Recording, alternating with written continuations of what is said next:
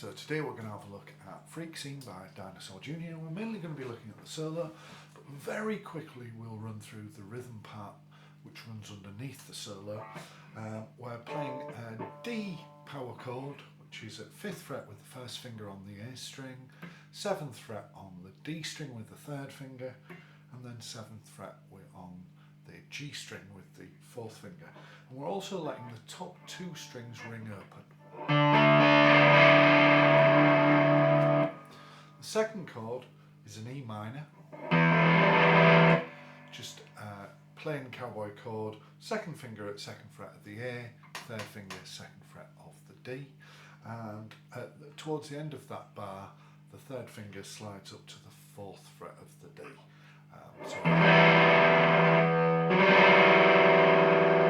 And then we're going to play kind of a hybrid open A chord. It's taking part of the A bar chord at 5th fret. So we've got the first finger, 5th fret of the B, 2nd finger, 6th fret of the G, and 3rd finger, 7th fret of the D, and then we've got the open A, and then an open top E as well. And if we put all of that together we get something. I'll just cut the gain a little. I'm ready for the solo. So,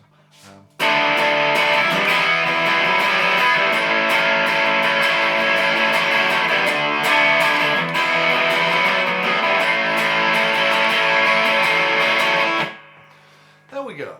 That's something fairly similar to what's being played underneath the solo. So we've got some slight complications to the chords, but in the main it's a D major running to an E minor to an A major. So we are in the key of D. Okay, the solo starts with 3 oblique bends. So an oblique bend is where we're bending one string and leaving another string unbent. So here my 3rd finger is at the 9th fret on the G, and I'm backing that up with the 2nd finger and the 1st finger all on the G at 8th fret and 7th fret respectively. We don't hear those frets, those fingers are just there to help me bend the string upwards. And my pinky is on 10th fret on the B string. So I've got these 2 notes. And then I'm going to bend the G string. And you can hear I leave the pinky exactly where it is. It's got quite a country sound to it, often an oblique bend, very, very common in country music. I think originally it came from guitarists trying to emulate a lap steel. Now we're going to bend that 3 times. The first lick sounds like this. Okay, so we've got that oblique bend 3 times. And on the 3rd time we also let it down. So down to 7 on the G, then 9 on the G, bent upwards a whole tone, and then lots of vibrato. I think it's been done with a bar. Obviously J Mascis famously plays a jazz master, so there is a whammy bar available there. It doesn't sound like he's using his fingers. Sometimes when I play it I might use my fingers because I have quite a wide vibrato, which can be quite frantic, but I think from the record he's using the bar, and it's really quite wild. He's really giving it something. So that phrase, there we go. The next phrase, there's some noise in between all of the phrases. Now, J Mascis is using a lot of distortion here. That noise might just be some finger noise, just being distorted to the point where it sounds like something's being played. It could be some pick scrapes, could be an open string. It's really hard to tell. They're kind of ghost notes, but they're so distorted that the level, the volume of those ghost notes has been brought up. I don't think they're intentional. If I went back and listened on headphones really, really closely for a few hours, I might figure out what's actually happening, but you know, that seems like a little bit too much detail. I think J Mascis is just going for it. there's loads of distortion on, and we're getting some noise generated between the phrases. That's my belief. I could be wrong. Okay, second phrase. Very short, again another oblique bend, but this one's quite different. The first finger doesn't move, and that's on the 7th fret of the top E. And then we're grabbing 10th fret of the B with the 3rd finger, and I'm backing that up with my 2nd finger on 9th fret. And then we're going to bend the B string, but we're leaving the top E unbent. Again, you can hear those two notes crushed together. We get a really identifiable sound of the actual record, because you hear with lots of distortion the waveforms kind of interfere with each other, and we get that, you know, really characteristic sound. So we've got that bend twice. Then we've got a little phrase on the G which goes.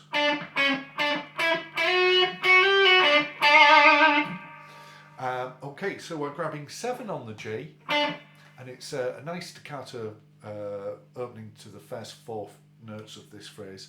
So staccato 7. Now I'm just going to use that with my muting on the right hand. I'm also kind of dabbing my finger and bouncing the finger off the string in the left hand. So I'm keeping contact with the string, but I'm not always pressing. And then we're coming 6, 7 again, 9. So there's the opening of that phrase.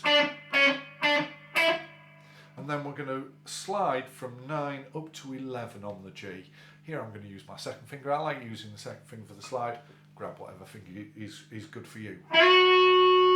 Now that is the last note of this first half of the phrase, and that is held. So it's the only note that's not staccato. We go 7, 6, 7, 9, and then slid into 11th fret. Then we've got a hammer pull 7 to 8 on the B string, coming down to 7 on the G string, and hit again. That's it. So we've got a hammer 7 to 9 on the D, 7 on the G, 9 on the G, 7 on the G again, back up to 9 again on the G, hit 3 times, 1 long, 2 short. There we go, that's that phrase.